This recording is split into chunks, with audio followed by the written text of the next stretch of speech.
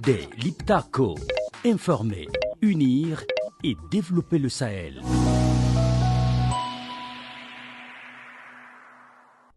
Madame, Messieurs, bienvenue sur les ondes de Dandé Liptako, la radio de l'Alliance des États du Sahel. Dans cet entretien, nous recevons pour vous camarade Abdoul Nia. Il est journaliste et chroniqueur malien, observateur de l'actualité politique et géopolitique de l'espace AES et par ailleurs membre du conseil d'orientation de l'Institut des peuples noirs Farafina. Avec lui, nous allons parler du rôle de la radio de l'AES face au narratif extérieur, la place de l'Institut des peuples noirs Farafina dans la dynamique souverainiste de l'espace AES ainsi que les perspectives d'avenir de la Confédération des États du Sahel. Camarade Nian, bienvenue chez vous et merci d'avoir accepté notre invitation. Merci beaucoup, c'est un très grand honneur pour moi de me retrouver à la fois à Ouagadougou et au siège de la radio Dandé Liptako dont je salue tout le personnel et la directrice. Et je vous félicite franchement pour le travail fabuleux que vous abattez ici au nom de la consolidation de la dynamique souverainiste engagée par nos autorités. Camarades, en tant que journaliste, comment avez-vous accueilli la création de la radio confédérale Dandé Liptako? Avec beaucoup de joie, parce qu'il faut noter que dans notre espace, l'information n'a plus une fonction didactique. L'information est utilisée désormais comme une arme stratégique au même titre, de haute valeur ajoutée au même titre que les équipements militaires. Les conflits dans notre espace sahélien aussi ne se limitent plus aux affrontements militaires classiques, mais s'étendent désormais dans un champ immatériel qui est celui de l'information.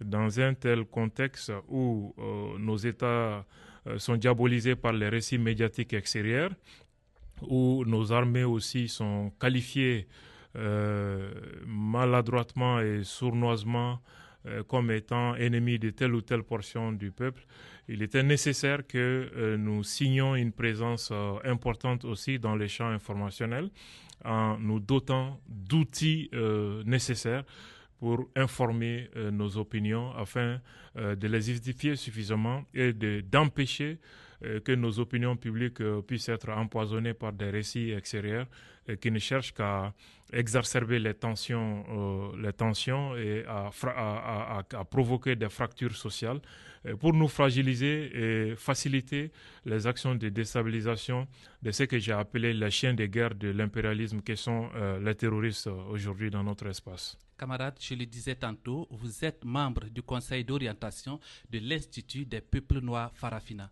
Quelles sont les missions de cette structure? Oui, c'est le lieu d'abord de saluer la clairvoyance du très haut camarade président, le capitaine Ibrahim Traoré, qui essaie d'abord de donner une référence à son peuple, par la même occasion aux peuples africains.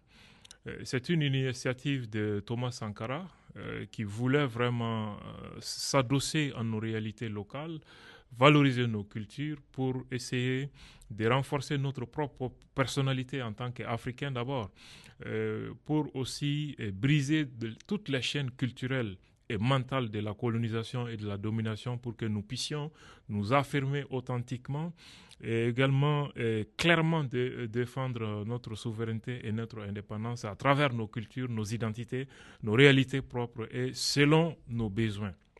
Malheureusement, Thomas Sankara n'a pas pu avoir le temps et l'occasion de mettre en œuvre cet institut. Et donc aujourd'hui, à la tête du Burkina Faso, nous avons un autre patriote, une forme de réincarnation de Thomas Sankara, qui essaie de redresser son pays et également l'espace sahélien avec.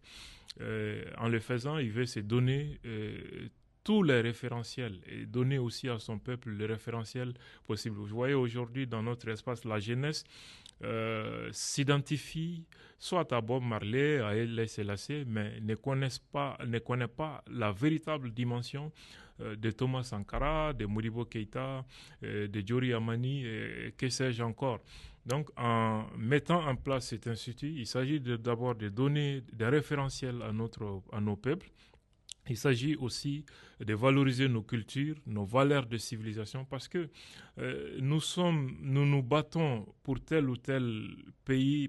Si vous voyez aujourd'hui dans nos pays, certains sont capables de sacrifier les intérêts de leur propre pays pour l'Occident, pour le monde arabe, c'est parce qu'ils ont comme référentiel soit l'Occident, soit le monde arabe. Et la religion a joué une part importante aussi dans ce processus de dépersonnalisation de l'Africain, même si cela ne met pas en cause l'essence de la religion, mais comment la religion a été utilisée par certaines politiques pour dépersonnaliser l'Africain de telle sorte qu'il meurt pour la cause des Blancs et des Arabes, mais il ne meurt pas pour une cause qui lui est propre. Donc c'est pour cette raison qu'il faut que nous revenions à notre identité sans être fermés au monde, mais d'être nous-mêmes d'abord, de valoriser nos valeurs, de donner des référentiels à nos peuples afin que nous puissions lutter efficacement pour notre souveraineté, notre indépendance. C'est d'ailleurs ce qui fonde l'initiative de ressusciter l'Institut des peuples noirs Frafina, qui mobilise pas seulement les Burkinabés, mais aussi les Africains d'autres origines, et même au-delà même de l'Afrique, les Afro-Américains qui se reconnaissent encore aux valeurs et aux causes africaines défendues. Je pense qu'ils ont fait beaucoup de voyages au Burkina Faso, ils ont été reçus avec bonheur par le gouvernement et qui sont beaucoup intéressés par la cause que nous sommes en train de défendre aujourd'hui, et c'est à l'actif des autorités du Burkina Faso. Alors, vous dites tout à l'heure que la jeunesse s'identifie par des héros de l'extérieur. De façon pratique, comment il faut permettre à cette jeunesse-là de s'approprier l'histoire de l'Afrique de façon générale? Nous avons, je crois que le conseil d'orientation va se réunir le 30 juin pour définir les orientations, les stratégies. Et je pense que les personnes qui sont désignées par le président, les camarades du président Ibrahim Traoré, viennent d'horizons divers, de profils divers et d'expériences assez variées qui vont combiner pour essayer maintenant de mettre en place quelque chose de consistant afin que nous puissions vraiment faciliter ce processus de retour à nos valeurs, de retour à notre identité propre pour notre souveraineté et notre indépendance. Je pense que les semaines à venir seront très, très déterminantes, et je pense que la confiance que les autorités aussi ont placée en nous et en l'Institut seront comblés, et nous nous montrerons dignes de cette confiance pour le bonheur de nos peuples. Ok, camarades, vous suivez l'actualité de l'AES à la loupe. Quelle est votre appréciation des actions de stabilité et de souveraineté de l'espace AES menées depuis le début jusqu'à ce jour? Ça montre clairement que aucun pays africain ne peut se développer sans briser le système france-africain mis en place savamment au lendemain de nos indépendances. Nous sommes indépendants depuis 1960, mais la France a mis en place des mécanismes qui font que les colons partent pour mieux rester, à travers l'installation des régimes qu'il peut manipuler à souhait, renverser les régimes hostiles aux intérêts français, assassiner les opposants qui sont aussi hostiles au régime docile à la France. Le cas au Cameroun avec l'assassinat en Suisse de l'opposant Félix Mounier. C'est les services secrets français qui l'ont fait à la demande du président camerounais de l'époque, Ahidjo. Armer les opposants à Sékou Touré pour les renverser parce que ce régime était pour la souveraineté et les intérêts de son peuple d'abord. C'est le même système, malheureusement, qui est en train de continuer. Et c'est un système qui consiste à nous soumettre pour nous piller. Nous soumettre à travers l'imposition des régimes dédiés aux intérêts français et hostiles aux intérêts de leur propre peuple, qui sont capables à toutes sortes de compromissions, qui ont signé des accords à notre charge et à la décharge de la France totalement. Et donc, tout ce système a été remis en cause à partir de 2022 dans l'espace sahélien par les nouveaux régimes patriotiques qui sont venus, et pour renforcer notre souveraineté. Et depuis lors, nous sommes objets de toutes sortes de campagnes, de manœuvres hostiles pour essayer de briser cet élan de souveraineté que nous sommes en train de mener. Mais malgré cette adversité, les peuples qui sont le centre de gravité pour nous, ayant compris les enjeux qui sont là aujourd'hui, constituent les remparts les plus solides contre les vagues de déstabilisation que l'impérialisme essaie de déployer pour briser l'élan que nous sommes en train de prendre. Et je pense que nous allons faire face courageusement et avec dignité à cette réalité. Depuis la création de l'AES, quelles sont les actions concrètes que vous retenez? D'abord, le renforcement de l'outil de défense. Nos armées étaient des armoires et non des armées parce que la France, on ne pouvait pas acheter des armes sans le bon vouloir de la France qui faisait tout pour nous empêcher de nous équiper. Et de l'autre côté, les terroristes se renforçaient, s'armaient, s'équipaient comme ils voulaient pour occuper notre territoire. Nous avons aujourd'hui une armée digne de ce nom, dotée de capacités opérationnelles terrestres comme aériennes. Et nous avons aussi reculé le terrorisme dans ses derniers retranchements, même si par des méthodes perfides, il parvient souvent à donner des coups et nous sommes en train de nous adapter à cette nouvelle réalité aussi. Nous assistons à une forme de guerre hybride, de guerre totale menée par les impérialistes que nous avons chassés de notre espace contre nous. Au plan de l'intégration aussi sous-régionale, l'AES est devenue une entité géopolitique exemplaire désormais avec la mise en place des passeports de l'AES et également les frontières se sont effacées pour les forces armées et de sécurité. Les frontières vont s'effacer aussi pour les peuples pour faciliter la circulation des biens et des personnes dans notre espace. Nous avons également la force unifiée de l'AES qui est opérationnelle pendant que l'organisation de la CEDEAO existe depuis déjà plusieurs décennies, mais sa force attend toujours pendant que la nôtre est opérationnelle et agit désormais sur le terrain. Au plan économique, nous voyons ce qui se passe aujourd'hui dans notre espace. Au Burkina Faso, l'initiative Faso Mebo, les contributions populaires aussi, l'effort de guerre que nous sommes en train de voir, les projets d'infrastructure aussi qui sont en cours de réalisation, qui sont achevés pour certains, et d'autres aussi qui sont à l'étude, feront de notre espace un espace enviable un jour. Et s'il faut aussi considérer notre souveraineté dans les domaines des ressources naturelles stratégiques, ce qui n'était pas le cas avant. Et nous pouvons dire aujourd'hui qu'en 5 ans de parcours ou 4 ans de parcours, le bilan est vraiment élogieux. Le bilan est élogieux. Parlons actualité. À la tribune de l'Union européenne, le général Christophe Goma, ancien directeur du renseignement militaire français et député européen, décrit le Burkina Faso comme un pays dans le chaos, dépossédé de 50% par les terroristes avec des millions de personnes déplacées internes au plan humanitaire. Comment analysez-vous une telle déclaration d'un député européen? Quand il demande peut-être à ses députés de situer le Burkina sur la carte du monde, il ne pourra pas le faire. Malheureusement, ce sont des gens qui se permettent d'aller parler au nom des États et autres. Moi, j'ai même entendu un général français sur un plateau de télévision un jour en train de dire que le Mali est en Afrique centrale. Des gens qui sont spécialistes de nos pays. Quand ils vont leur demander où se trouve Dori, ils ne savent pas. Où se trouve Waïgouya, ils ne savent pas. Où se trouve la boucle du monde, ils ne savent pas. Malgré tout, ils vont aller. En l'entendant parler de la situation sécuritaire au Burkina Faso, on se pose la question s'il n'y a pas un autre Burkina Faso qui s'est perdu par hasard sur le continent européen et qu'il est en train de décrire. Sinon, le Burkina Faso du capitaine Ibrahim Traoré, moi je suis là à Ouagadougou. Les gens se promènent comme ils veulent, de part et d'autre du territoire national.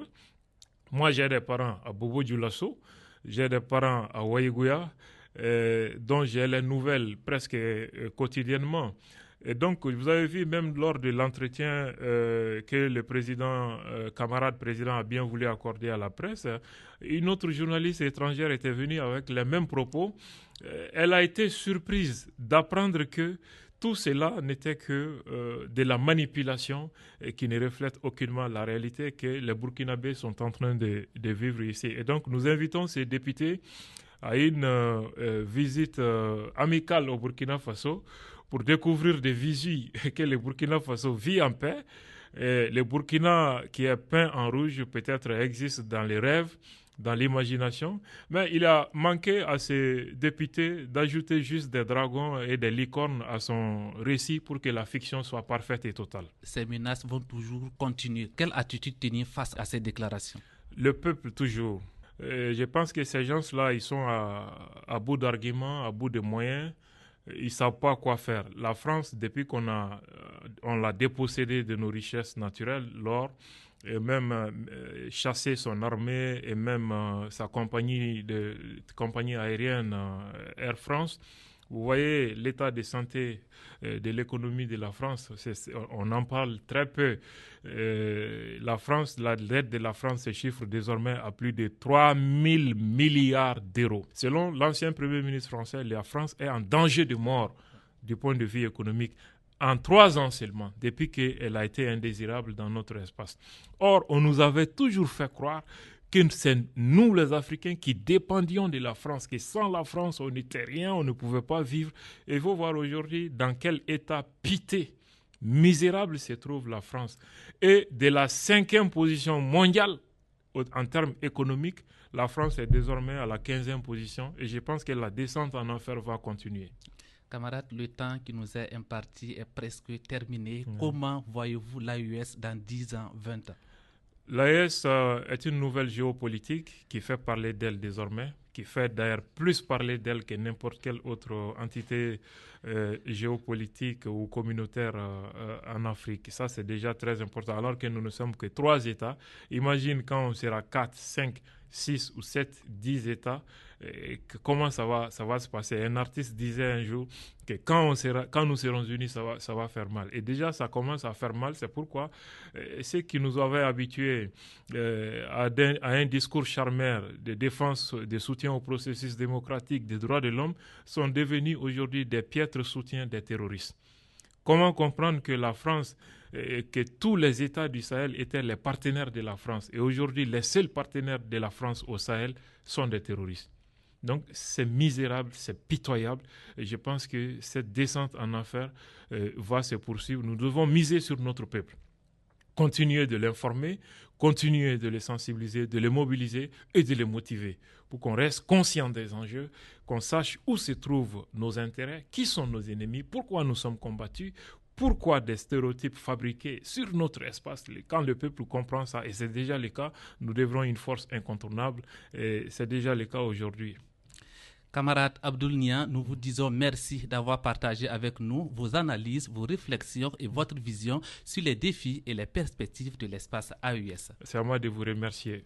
Chères auditrices et auditeurs, merci de nous avoir suivis. Restez connectés sur Dande Liptako, votre radio de proximité, d'information et d'intégration des peuples de l'AES. À la présentation, c'était Mpampé Bernard Hien. À très bientôt pour une nouvelle émission. Au revoir. Dande Liptako, la voix de l'AES.